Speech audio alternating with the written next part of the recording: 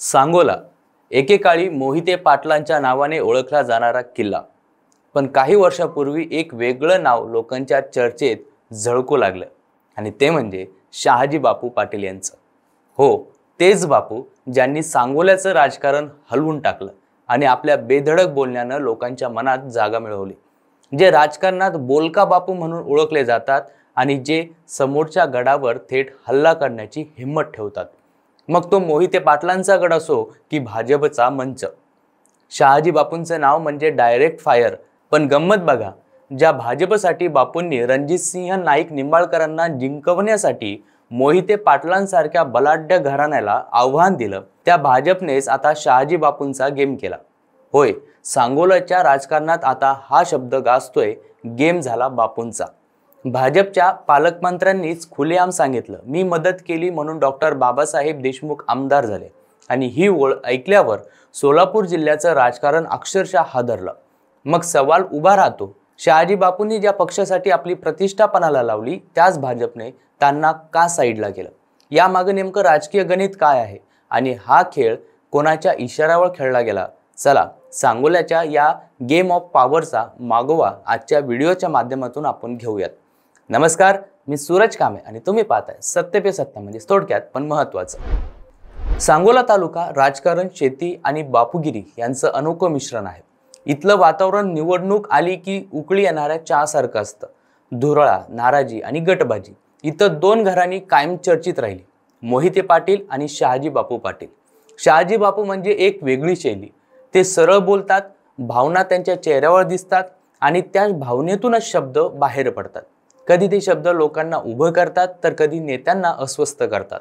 लोकसभा निवडणुकीच्या काळात त्यांनी भाजपच्या उमेदवार रणजितसिंह नाईक निंबाळकरांसाठी जीवाचं रान केलं होतं. त्या काळात मोहिते पाटलांविरुद्ध त्यांनी केलेली भाषणं अजूनही लोक विसरलेले नाहीत. त्यांचा आवाज कडक पण भावनांनी भरलेला होता.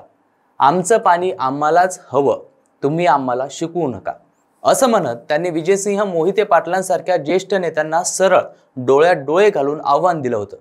त्या भाषणानंतर संपूर्ण जिल्हा गजबजला होता. शहाजी बापूंचे क्लिप्स सोशल मीडियावर व्हायरल झाले. भाजपलाही वाटलं हा माणूस उपयोगी आहे. त्यांचा तो बोलक्या बापूचा इमेज आता पक्षाच्या हिताचा वाटत होता. पण निवडणुकीनंतर दृश्य पूर्णपणे बदललं. लोकसभा संपली आणि बापूंनी वाट पाहिली, आता भाजप आपल्याला सोबत घेईल. पण इथेच खेळ झाला. जयकुमार गोरे, सोलापूर जिल्ह्याचे पालकमंत्री, त्यांनी राजकारणात अत्यंत काटेकोरपणे आणि गणित जुळवणारे नेता म्हणून त्यांची प्रतिमा उभी केली. त्यांनी सांगोला तालुक्यातील शेतकरी कामगार पक्षाच्या काही कार्यकर्त्यांना भाजपमध्ये प्रवेश देताना एक विधान केलं, मी मदत केली म्हणून डॉक्टर बाबासाहेब देशमुख आमदार झाले. हे ऐकताच सगळे स्तब्ध झाले, कारण बाबासाहेब देशमुख हे शेतकरी कामगार पक्षाचे उमेदवार होते आणि बापूंनी तर त्यांच्या विरोधात प्रचार केला होता. मग भाजपने शेकापच्या उमेदवाराला मदत कशी केली आणि जर केलीच तर मग शहाजी बापूंना डावलून कोणती गणित जुळवली गेली? या प्रश्नांनी सोलापूरच्या राजकीय वर्तुळात वादळ उठवला. त्यामुळे शहाजी बापूंचे समर्थक विचारू लागले, आपल्या बापूंनी भाजपसाठी मोहिते पाटलांना आव्हान दिलं, मग त्याच भाजपने आपल्या माणसाला मैदानाबाहेर का ठेवलं? भाजपच्या सूत्रांकडून मात्र वेगळीच भाषा ऐकू आली.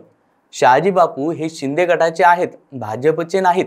आम्ही रणनीतीनुसार निर्णय घेतला असं सांगण्यात आलं. म्हणजे स्पष्टच, मित्रपक्ष असला तरी भाजप आपलं गणित वेगळं ठेवतो आणि हेच सांगोल्याच्या राजकारणात सध्या चर्चेचा केंद्र आहे. कारण जयकुमार गोरे यांचं समीकरण काही साधं नाही. त्यांनी मागे ओबीसी फॅक्टरवर मोठं राजकीय बोल्ड मूव्ह केलं होतं. विधानसभेत ओबीसी कार्ड खेळून सांगोल्यात नवीन समीकरण बसवायचं ठरलं असं म्हटलं जातं. या शहाजी बापू फिट नव्हते. ते बोलके, भावनिक आणि मास कनेक्ट असलेले, पण गणिती नव्हते. मग भाजपने त्यांच्याऐवजी शांत, संयमी आणि आपल्या गटात राहणाऱ्या नेत्यांवर भर दिला. राजकारणात भावना नाहीत, फक्त आकडेमोड असते आणि यावेळी तीच आकडेमोड बापूंवर भारी पडली. पण बापू मात्र शांत राहिले नाहीत.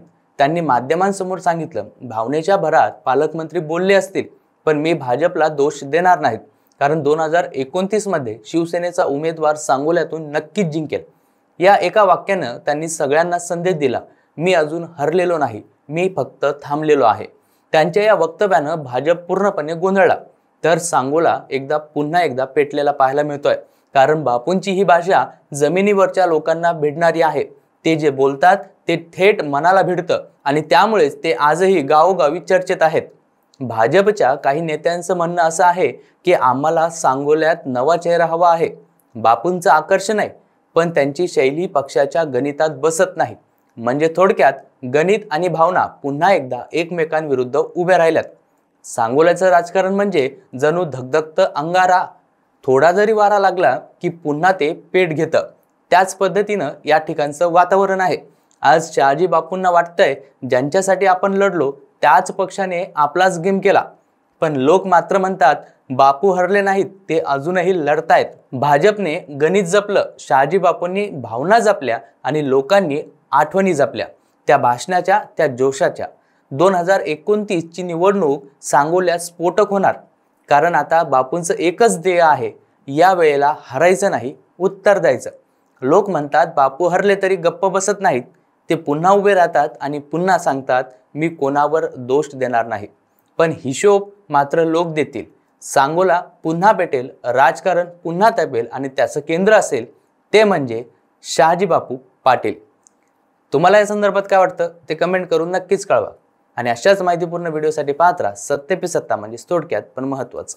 महाराष्ट्रातल्या अनेक महत्त्वाच्या शहरांमध्ये डॉक्टर चाटे होमिओपॅथिक क्लिनिक इथे महिलांची अलोट गर्दी दिसून येते. चौकशी केल्यावर कळलं की बऱ्याच महिलांना असलेला थायरॉइड आणि पीसीओडीचा त्रास या इथे गेल्यावर कमी झालेला आहे. साईड इफेक्ट्स नसलेल्या आणि कमी खर्चात होणाऱ्या अशा या प्रभावी उपचारामुळेच ही गर्दी होतीये हे समजलं. तुमच्या घरातही कोणाला असाच त्रास असेल तर इथे अवश्य संपर्क साधा. Doctor Chate homeopathic clinic 9595727107.